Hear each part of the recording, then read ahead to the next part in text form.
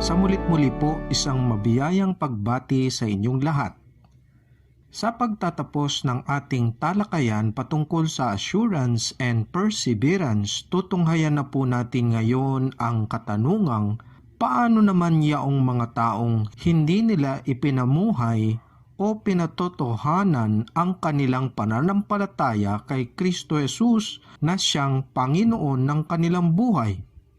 Lubha po itong mahalaga sa ating talakayan matapos nating naunawaan ang ipinupunto sa atin ng may akda ng aklat ng Hebrews na si Jesus ay siyang unat na kahihigit sa lahat at tayo ay may kasiguruhan dahil sa ating pagkakakilanlan na tayo nga ay tunay na mga anak ng Diyos.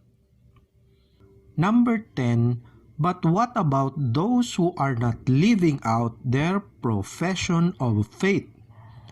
Ano po ang magiging kahinatnan ng mga taong hindi nila pinatutuhanan sa kanilang mga pamumuhay ang pagiging mananampalataya ni Kristo? Paano po sila na hindi naging mapagpursigi, masigasig, maalab at totoong nagniningas sa kanilang inaasam na buhay na walang hanggan? Papaano sila na muling lumihis at tinangay ng papalayo ng Diablo sa pagkakasala? Papaano natin tutugunin ang mga katanungang ito sa ating mga kalagitnaan? Pahintulutan ninyo po akong magbigay sa inyo ng ilang mga payo. Kinakailangan po nating malaman at tumbukin anong pamumuhay at kasalanan na kanilang kinasasadlakan, kung ito po ay kasalanang tuwirang ipinamumuhay na. Sapagkat kung nakikita nating ipinamumuhay pa rin niya ang makasalanang pamumuhay, nangangahulugan lamang na hindi rin siya naging makatotohanan sa kaniyang pananampalataya. Ang sinumang mananampalataya ay maaaring magkasala o magkamali, ngunit hindi siya nararapat na mamuhay sa patuloy na karumihan matapos niya itong pagsisihan dahil siya ay nilinis na ng banal na dugo ni Kristo at ang banal na Espiritu ay nananahan sa Kanya. Marahil nakakalungkot man po, ngunit maaari nating pagkaisipin na ang ganoong tao ay hahantong sa walang hanggang kahatulan o sa impyerno. Natutunan natin mula sa salita ng Diyos na tayo ay sinungaling kung sinasabi nating kilala natin siya, ngunit di naman natin sinusunod ang kaniyang mga utos. 1 John 2 verses 3 to 6. Kung kaya't hindi rin po natin maaaring sabihin sa mga taong nagpapatuloy pa sa makasalanang pamumuhay na sila ay may katiyakan sa kanilang kaligtasan, bagamat sila ay nagsasabing sila ay mananampalataya ni Kristo. Hindi po natin sila pwedeng bigyan ng maling kasiguruhan o hungkag na pag-asa. Wika nga po ng ating Panginoong Hesus sa Matthew 7 verses 21 to 23, Magandang Balita Biblia 2nd edition.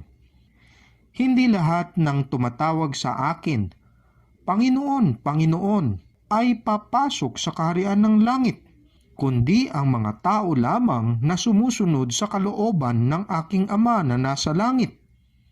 Sa araw ng paghuhukom, marami ang magsasabi sa akin, Panginoon, hindi po ba kami ay nagpahayag ng mensahe mula sa Diyos, nagpalayas ng mga demonyo at gumawa ng mga himala sa iyong pangalan? Ngunit sasabihin ko sa kanila, hindi ko kayo nakikilala. Lumayo kayo sa akin, kayong mga gumagawa ng kasamaan. Bilang mga ngaral ng salita ng Diyos, kami rin ay may higit na pananagutan sa lahat ng aming mga tinuturuan. Iyan po ang babala ni Apostol Tiago sa James 3 verse 1. Maging kami ay higit na dapat naming ipamuhay at tuparin ang naaayon sa banal na kasulatan upang hindi kami maging isang bulaang propeta. Iyan nga po ang naunang babala na ipinahayag ni Jesus sa Matthew 7 verses 15 to 20.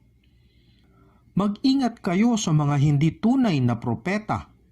Lumalapit sila sa inyo na parang tupa, ngunit ang totoo'y mababangis na asong gubat. Makikilala ninyo sila sa kanilang mga gawa. Mapipitas ba ang ubas sa puno ng dawag o ang igos sa matitinik na halaman? Mabuti ang bunga ng mabuting puno, subalit masama ang bunga ng masamang puno. Hindi maaaring mamunga ng masama ang mabuting puno at hindi maaaring mamunga ng mabuti ang masamang puno.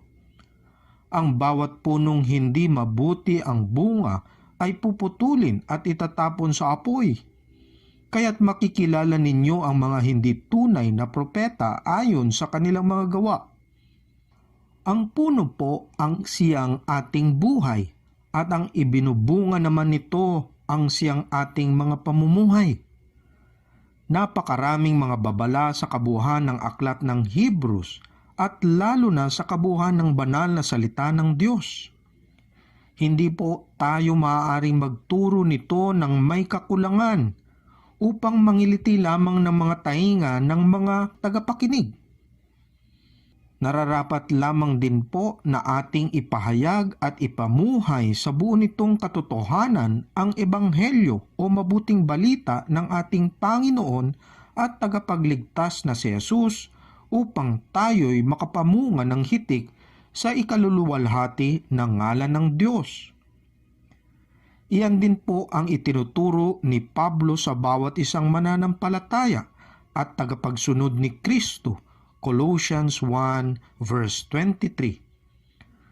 Subalit kailangan ninyong manatiling tapat at matatag sa inyong pananampalataya at huwag pabayaang mawala ang pag-asang dulot ng magandang balita na inyong narinig. Niloob ng Diyos na akong si Pablo ay maging tagapangaral ng magandang balitang ito na ipinahayag sa lahat ng tao sa buong daigdig. A. If someone not sure about their salvation. Bilang pangwakas, kung mayroon man sa inyo ngayon na hindi pa nababatid ang kaniyang kasiguruhan ng kaniyang kaligtasan, kung mayroon po sa inyo magpahanggang ngayon na nalilito at nakikipagbuno pa rin sa mga bagay patungkol sa Diyos, marahil natikman na ang mga makamundong mga bagay at sinasabi mong hindi ka pa handang magbago ngayon kaya saka ka na lamang lalapit sa Diyos. Ito po ang nais kong itanong sa iyo. Ang mga bagay ba na iyan ay nakahihigit pang mahalaga kaysa iyong buhay? Ang naibibigay ba sa iyo ng mundong ito ay nakahihigit pa kaysa buhay na walang hanggan? Itataya mo na lamang ba ang buhay mo sa tiyak na kapahamakan at sa walang hanggang kaparusahan?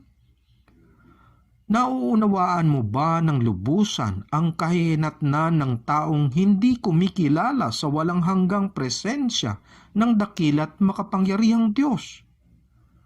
Nauunawaan mo bang ito ay hindi patungkol o nakabase lamang sa relihiyosong pakiramdam at karanasan? Hindi po ako maaaring magbigay ng maling kasiguruhan at hungkag na pag-asa sa ganoong kalagayan. Ngunit ang maaari nating gawin ay pagtibayin natin ang ating pananampalataya na may pagpupursige sa buhay na walang hanggan. Patatagin natin ang ating mga hanay bilang totoong mananampalataya at mga tagapagsunod ni Jesus. Himukin natin ang isa't isa upang mulit-muling ipagkaloob ng tuwiran ang ating mga buhay sa Kaniya lamang at wala ng iba. Wika nga, commit your life to God. Ipagkaloob po natin ang ating buhay sa Kaniya at taimtim na ipagkatiwala sa Kaniya ang bawat sulok o aspeto ng ating mga pamumuhay. siya na ating Panginoon at katangi-tanging tagapagligtas. Pahintulutan nating linisin niya ng tuwiran ng ating mga puso sa sakdalang kaganapan nito. Panatilihin natin ang matatag na kalooban habang tayo po ay nananatili sa kaniyang patuloy na biyaya. Sa ating patuloy na pagkakaisa at pagtitipon-tipon bilang mga magkakapatid sa katawan ni Kristo at pagdadamayan sa isa't isa sa sambahayan ng Diyos. Hindi ito kung paano tayo nagsipagsimula sa ating pananampalataya, kundi sa kung paano tayo magsipagtapos ng may kahusayan. At tunay ngang sasambitin natin at buong pusong ipahahayag na ang Diyos ay mabuti magpakailanpaman. Tayo po ay magkaisang manalangin. O aming dakila at mabiyayang Diyos, kami po ay nagpapasalamat na natapos na po naming talakayin ang kabuhang aklat ng Hebrews.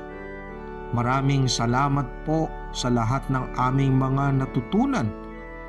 Hindi lamang sa aklat na ito, kundi sa kabuuan ng banal na kasulatan na siyang dapat naming isakatuparan sa araw-araw naming pamumuhay, sa bawat segundo o minuto, sa bawat oras, sa bawat araw, sa bawat linggo, sa bawat buwan, at sa lahat ng taon ng aming buhay hanggang sa dulo man nito. Siya naway kami nga ay matatagpo ang nagtatapat, mapagpursigi, mapagpunyagi sa aming pananampalataya, nakaugat sa inyong mga banal na salita, kumakapit at buong pusong nagtitiwala sa lahat ng inyong mga pangako.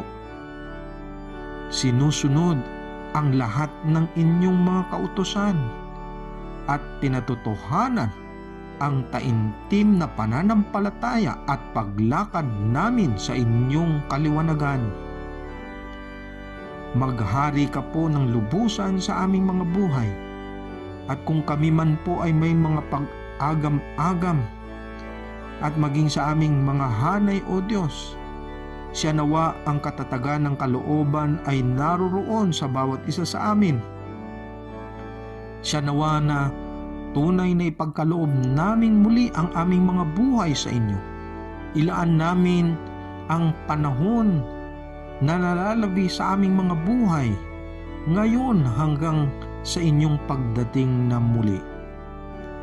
Magampanan namin ang bawat tungkulin na nakaatang sa aming mga balikat, ang bawat layunin na nais ninyong isakatuparan namin upang higit kang maluwalhati magpakailanman.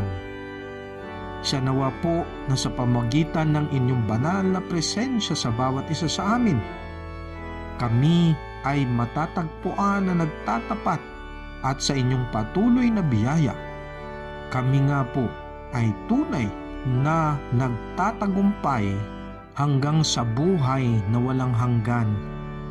Maraming salamat po. Binabalik namin ang lahat ng papuri at pagdakila at pasasalamat sa tanging pangalan ng aming Panginoon at tagapagligtas na si Jesus. Amen at Amen. Hanggang sa muli po mga minamahal na mga kapatid, naway sumainyong lahat ang biyaya at pagpapala ng Diyos, ang Diyos na pinagmumulan ng kapayapaan na siyang muling bumuhay sa ating Panginoong Hesus, na naging dakilang pastol ng mga tupa dahil sa kanyang dugo ang nagpatibay sa walang hanggang tipan. Naway ipagkaloob niya sa inyo ang lahat ng kailangan ninyo upang maisagawa ang kanyang kalooban, at sa pamamagitan ni Jesucristo ay gawin niya sa atin ang nakalulugod sa kanya. Papurihan nawa si Kristo magpakailanman. Sa ngalan ng Ama, ng Anak at ng Banal na Espiritu. Amen at Amen.